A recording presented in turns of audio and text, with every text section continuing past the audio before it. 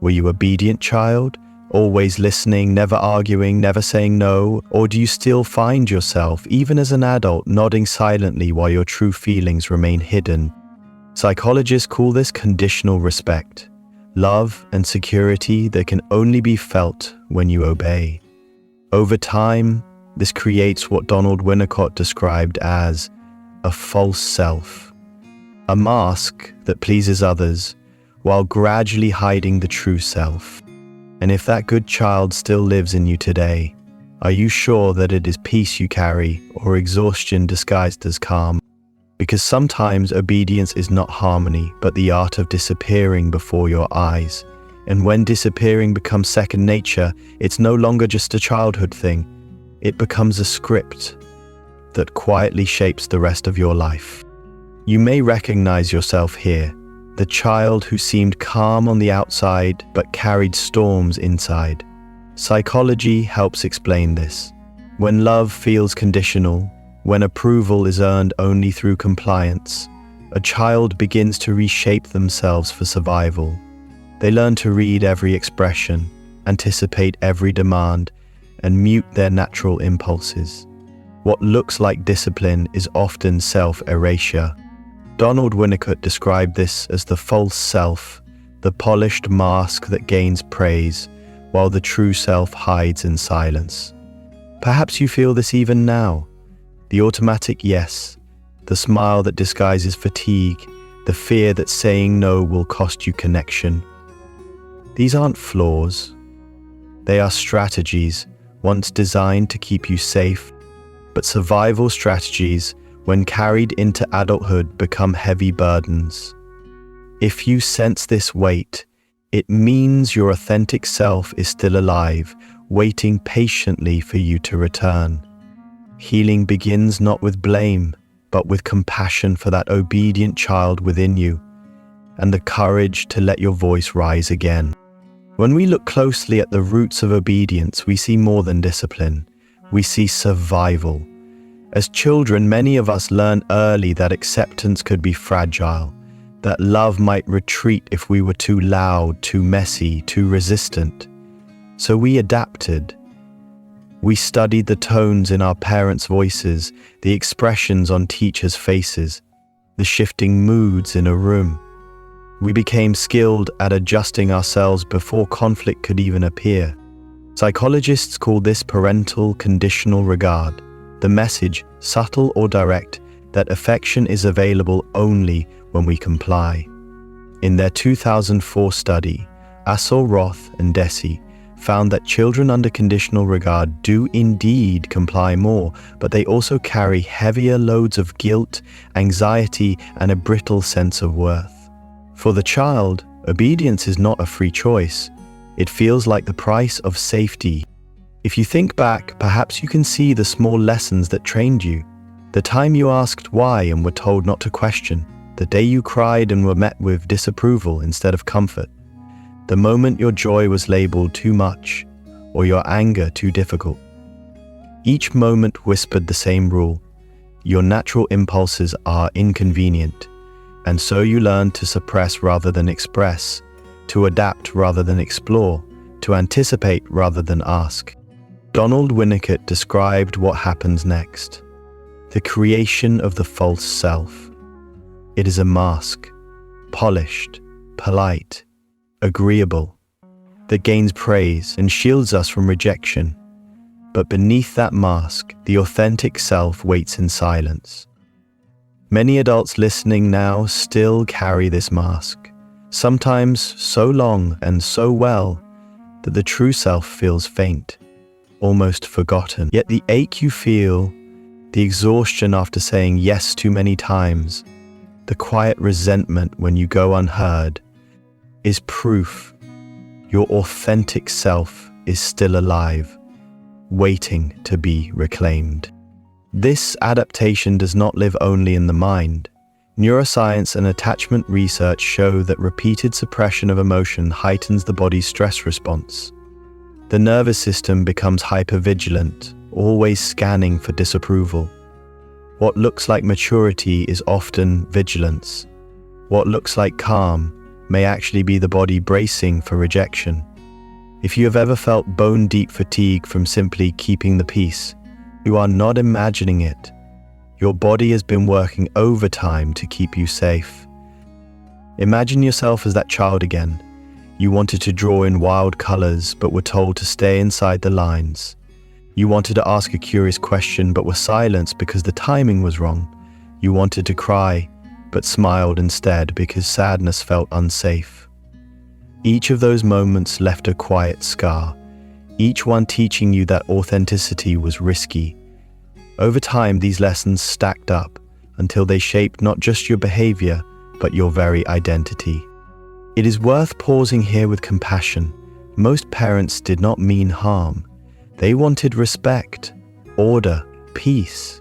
But when harmony comes only through suppression, the child internalizes a dangerous equation.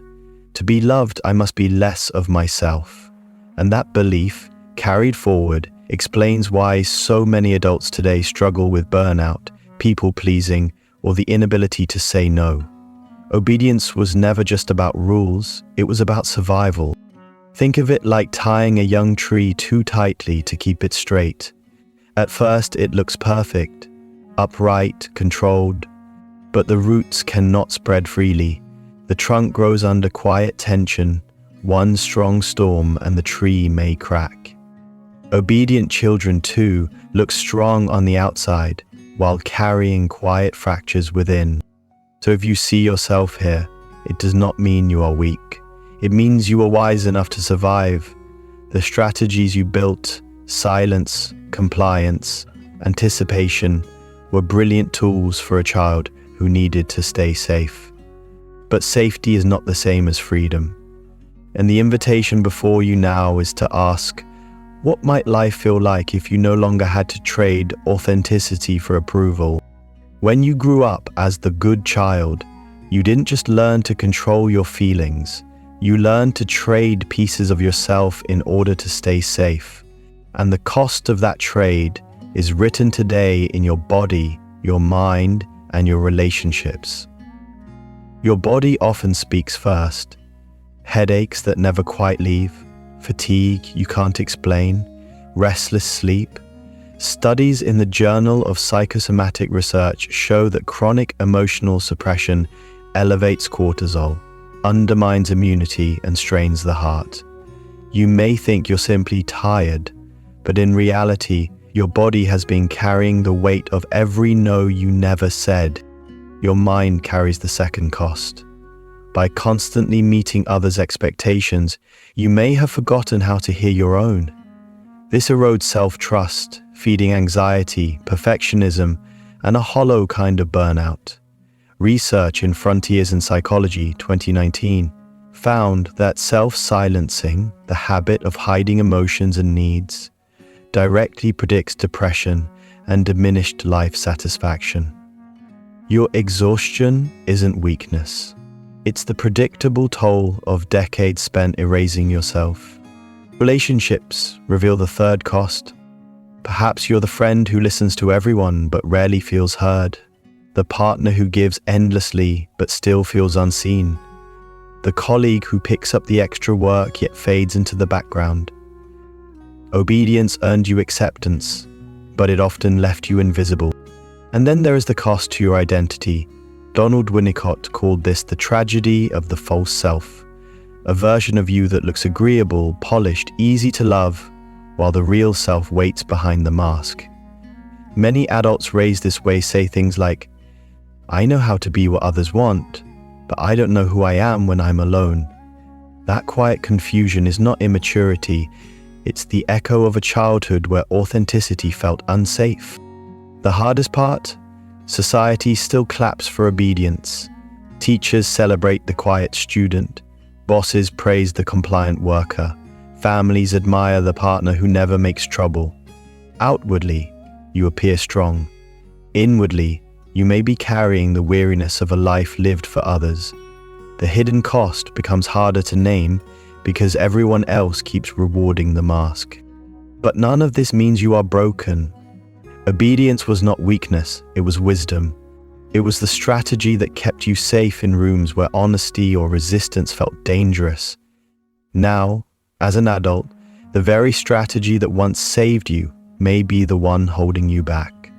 Recognizing this truth is not about blame, it is about reclaiming. And here is the turning point. Once you see the cost clearly, you also see the invitation to ask, quietly, bravely, what would life look like if I stopped trading myself away? If you grew up obedient, you already know the cost. But perhaps you've never traced how that childhood script still plays out in your adult life. Think about the workplace. How many times have you stayed late, quietly finishing tasks that weren't even yours? How often have you nodded along in meetings, ideas simmering inside, but left unspoken? A study in the Journal of Occupational Health Psychology, 2016, found that employees with high people-pleasing tendencies were more prone to burnout and less likely to be promoted, not because they lacked talent, but because they struggled to advocate for themselves. Does that feel familiar? Always dependable, rarely recognized, always over-delivering, rarely fulfilled. Now shift the lens to relationships. Maybe you've become the partner who gives and gives, believing love will come if you sacrifice just a little more. But research in Journal of Social and Personal Relationships shows that chronic self-silencing is linked to relationship dissatisfaction and even physical stress symptoms. It's no wonder you sometimes feel unseen, even in the arms of someone you love. The same child who smiled through sadness becomes the adult who says, "It's fine," even when it isn't. And deep down, the longing isn't just for love, it's for love that doesn't require erasure. Friendships too carry the echo.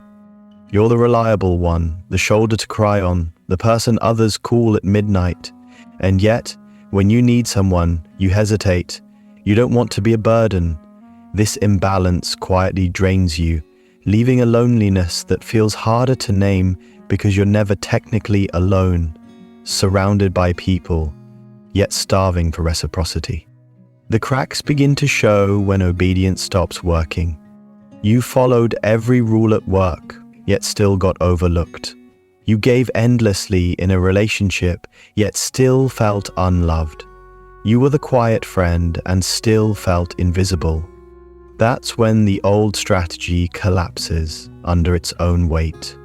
The nervous system that once kept you safe begins to whisper, "This isn't safety anymore. This is suffocation."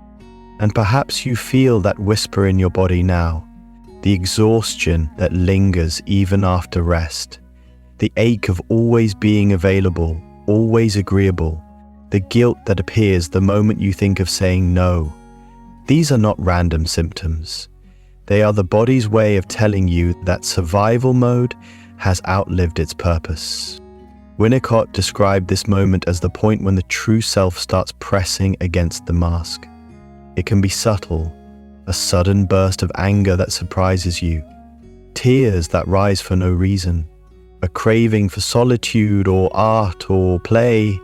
These are not breakdowns, they are breakthroughs. They are the authentic self testing the air, asking, "Is it safe yet to be real?" And here is where compassion matters most. Because you may feel shame. Why can't I be grateful? Why do I feel empty when I have so much? The answer is tender. Because gratitude cannot fill the space where authenticity belongs. Safety kept you alive, but only authenticity will let you live. If this resonates, pause and notice. You are not weak for struggling. You are strong for surviving. You are not failing at adulthood. You are carrying the echoes of a childhood where love was earned, not given. And those echoes are not destiny. They are invitations. Invitations to rewrite the script, to practice boundaries, to test your voice, to let love in without losing yourself. So ask yourself gently, what would shift if I stopped performing good and started practicing real. What might happen if the obedient child inside me could finally lay their burden down? As children, many of us didn't just learn obedience through rules, we learnt it through praise. You're such a good girl. You never cause trouble. You're the easy one. These words sound warm, even affectionate, but sometimes they tighten the very mask we've been talking about. Psychologists call this person-based praise, praise that labels who you are instead of what you do. Studies published in Child Development, Brummelman et al. 2014, found that children who received inflated praise like "you're amazing" or "you're perfect" actually showed greater fear of failure later on. Why? Because if your worth rests on always being the good one, then mistakes aren't just mistakes. They feel like the collapse of love itself. Contrast this with process praise, which focuses on effort, honesty, or resilience. I see how hard you tried. Thank you for telling the truth. I appreciate your courage to speak up. Research consistently shows that this kind of feedback fosters growth mindset, resilience, and authentic confidence. Dweck, 2006. It rewards expression, not erasure. For those of us who were obedient children, the difference matters. When you were praised for being quiet, you learnt to mute yourself. When you were praised for being perfect, you learnt to fear imperfection. When you were praised for being easy, you learnt to hide your needs. The applause felt sweet in the moment, but it came at a cost. The true self kept shrinking to fit the label. Think of it like a spotlight. If the only time the light shines is when you're silent and pleasing, you'll keep stepping back into the shadows of your own desires. But when the light honors your courage to speak, your effort to try, your willingness to be real, even clumsy, even messy, you start to grow toward it. So if you carry the weight of being the good one, know this: you didn't misunderstand the message. The message itself was incomplete. Goodness is not found in silence. It is not found in perfection.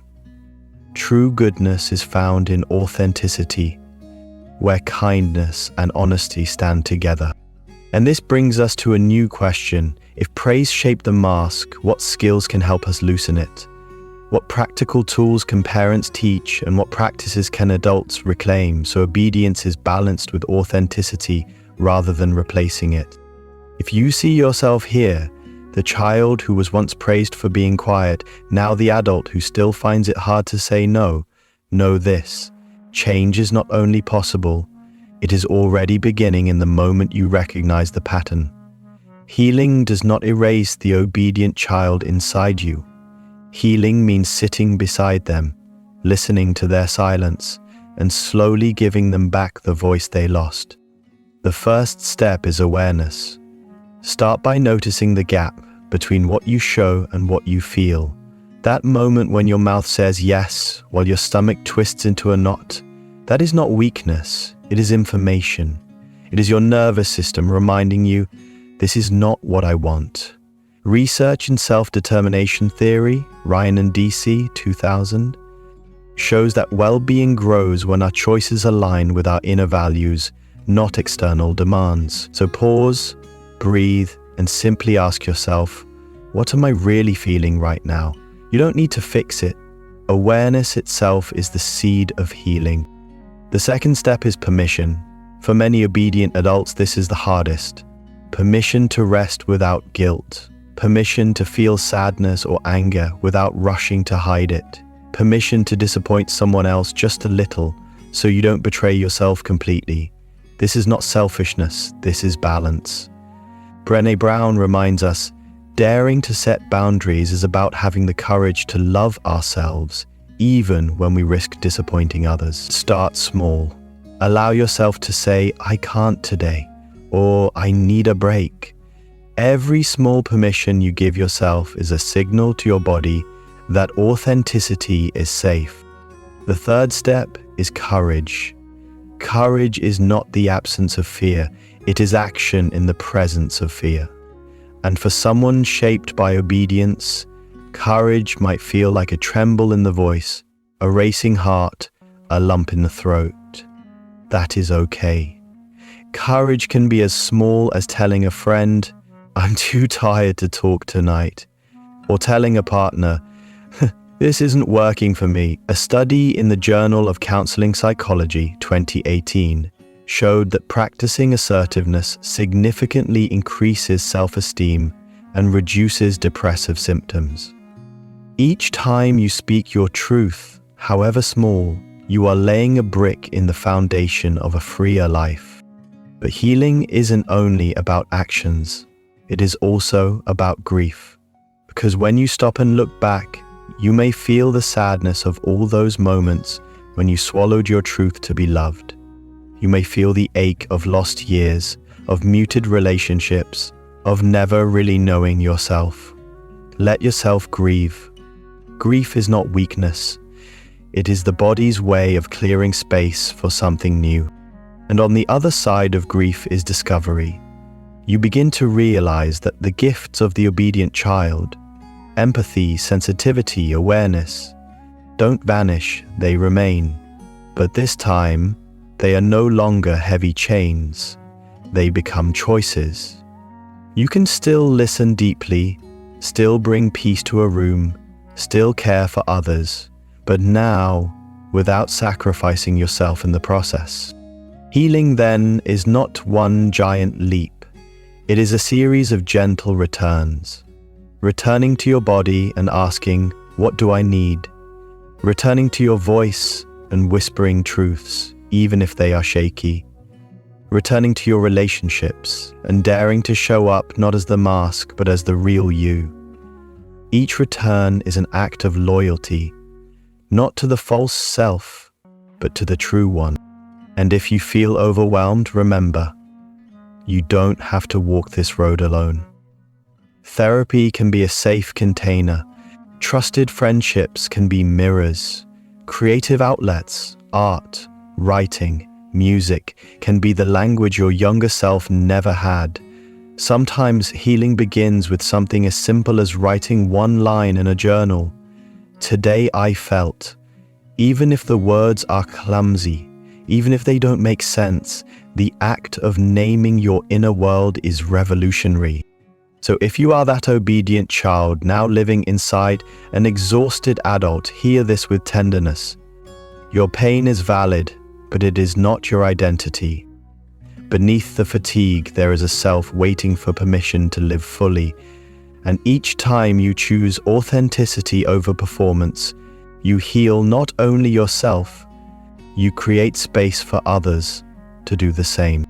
The question left before you is not, will I always be obedient? The real question is, am I willing, step by step, to be real? If you've carried obedience into adulthood, it may help to know this. You are not alone and you are not broken. You are part of a larger pattern. Because obedience is not just personal, it is cultural. We live in systems that prize order, compliance, and predictability.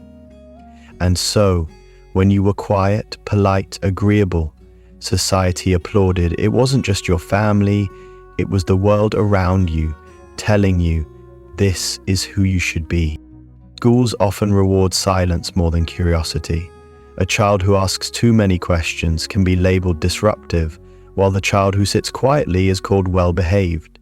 Research in educational psychology has found that teachers tend to rate compliant children as more academically capable, even when their actual performance is average. Harrison Rosenthal, 1985. In workplaces, employees who conform are often praised as team players, while those who challenge the status quo risk being seen as difficult. This collective conditioning teaches us early that it is safer to fit than to stand out. And culturally, many societies place a high value on obedience because it keeps systems running smoothly. Families run with fewer conflicts, classrooms stay orderly, organizations avoid disruption. But beneath the surface, something gets lost. Innovation, creativity, and authenticity shrink when silence is rewarded more than expression. Studies in creativity research show that children who are encouraged to question and explore score higher on problem-solving skills and creative thinking later in life. Torrance, 1972. The opposite is also true.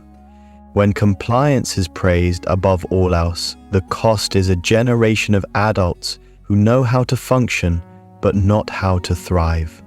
If you've ever wondered why your obedience felt natural, it's because culture reinforced it. You weren't just surviving your family environment, you were adapting to a broader system that equates harmony with silence. And yet here's the paradox. The very society that rewards compliance also celebrates innovation, art, and leadership. But those things do not come from silence. They come from authenticity, from people willing to speak up, to resist, to create. So when you feel the ache of being unseen, remember, this isn't only your personal story. It is also a cultural story, and in naming it, you begin to loosen its grip. Because culture may applaud obedience, but what it truly needs, what the world desperately needs, are adults who can be kind without disappearing, cooperative without losing themselves, gentle without being silent. And perhaps the real invitation now is this. If culture trained us to survive by obedience, can we gently, courageously begin to show a different way? One where authenticity and connection live side by side. If obedience is often rewarded by culture, then the question for us as parents, mentors, or even as adults reparenting ourselves is this: how do we keep the kindness without losing the self? The answer is not to raise rebellious children or to throw away discipline. The answer is balance. Teaching skills that protect authenticity while preserving connection. Psychologists have long shown that children thrive when they feel both secure attachment and autonomy support. In other words, love that is unconditional plus room to make choices. Research by Grolnick and Ryan, 1989, found that children raised with autonomy-supportive parenting scored higher in self-esteem, persistence, and emotional resilience. That's the balance we are aiming for. So, what does this look like in everyday life? It looks like practical skills that help children grow strong voices without losing their tenderness. And it looks like micro habits for parents, daily choices in language and presence that shape a child's inner world for years to come. Skill 1: assertive communication. Children need to learn that looking someone in the eye and saying what they feel is not disrespect, it is dignity. Practice at home by role-playing. Say it clearly, "I don't like that." Then affirm their effort, not just the politeness. Research shows that children who can assert needs without aggression are less vulnerable to bullying and more resilient socially. Skill 2: healthy no. Teach them early that no is also a complete sentence. You can guide them to say it respectfully, "No thank you," or "That doesn't feel right to me." This doesn't create disobedience, it creates discernment. A longitudinal study in Child Development 2 found that children who practiced assertive refusal were less likely to be coerced into risky behaviors as teens. Skill 3: standing against unfairness. Encourage them to speak up when treated unfairly. You might say, if someone calls you a name, you can reply, "That's not okay," and then come tell me. The lesson isn't just protection, it's integrity. Children who feel empowered to confront unfairness often grow into adults who advocate for justice in workplaces and communities. Skill 4: safe channels of honesty. Let your child know they can tell you anything without fear of punishment. When they share, pause your judgment, listen first. The message is, your truth is safe here. That safe channel keeps their authentic voice alive, instead of teaching them to bury it. Skill 5, reducing dependence on external approval. Instead of asking, "What did your teacher say about you today?" ask, "What did you learn today? What did you enjoy?" This shifts the focus from how others see them to how they see themselves. Autonomy grows when children know their inner compass matters. Skill 6, confidence without arrogance. Teach them self-awareness, not inflated self-imation. Share language like, "You worked hard on that puzzle. You kept trying." This kind of process praise builds confidence, rooted in effort and persistence, not in being the perfect child. Skill 7, courage in everyday life. Remind them, courage is not just for big moments. It is also saying, "I don't understand" in class, or admitting, "I feel sad today." Normalizing vulnerability teaches them that bravery is not about never feeling fear. It is about moving forward while fear is present. Now, these skills live or die by what parents model daily, and this is where micro-habits come in. Small, repeated practices that quietly build a culture of authenticity in the home. Replace "be good" with "be honest and kind." When they speak, ask, "What do you think?" before offering your view. Praise effort and courage to express, even if the truth is messy. "Thank you for telling me you were upset." After conflicts, debrief gently. What felt wrong? What might you try differently next time? Model healthy boundaries yourself. Let your child hear you say, "I can't take that on today." These small shifts matter. Developmental psychology reminds us that children do not just listen to what we say, they absorb how we live. When they see you balancing kindness with boundaries, they learn it is possible. When they see you rest without guilt, they learn rest is human. When they see you speak your truth, they learn silence is not the only way to belong. So whether you are raising children now or reparenting the obedient child within yourself, the tools are the same. Communication that is clear, boundaries that are respected, love that is unconditional. Together, these create a foundation where obedience is no longer the price of belonging, but where authenticity and safety can finally stand hand in hand. We've walked together through the hidden story of the obedient child, the survival strategies, the silent costs, the echoes in adulthood, and the ways culture itself rewards compliance. And we've also explored the skills and micro-habits that can keep authenticity alive. Now, as we close, it's important to remember one truth. Being obedient was never your flaw. It was your strategy to stay safe, to be loved, to belong. But strategies are not destinies. Donald Winnicott once wrote, "It is a joy to be hidden and disaster not to be found." Obedience may have hidden you, but healing is the process of finding yourself again. Research in developmental psychology is clear. People flourish when they are given unconditional acceptance and the freedom to act from their authentic selves. Ryan and DC, 2000. That is not a luxury. It is the foundation of psychological health. So as you carry these reflections with you, hold this gently. You can still keep the empathy, the sensitivity, the awareness you built as an obedient child. But now, you can carry them without erasing yourself. The past may have trained you to survive through silence, but the future is inviting you to live through truth. And that shift, from survival to authenticity, is where freedom begins. Healing is not a solo journey. It's a path we walk together. On this channel, we explore the hidden patterns of obedience, the cost of silence, and the courage to reclaim authenticity. If today's message resonated, I invite you to stay connected. Subscribe to the channel, join our growing community, and keep learning how psychology can guide us from people-pleasing toward wholeness. Share this video with someone who needs it. Your story matters, and you don't have to heal alone.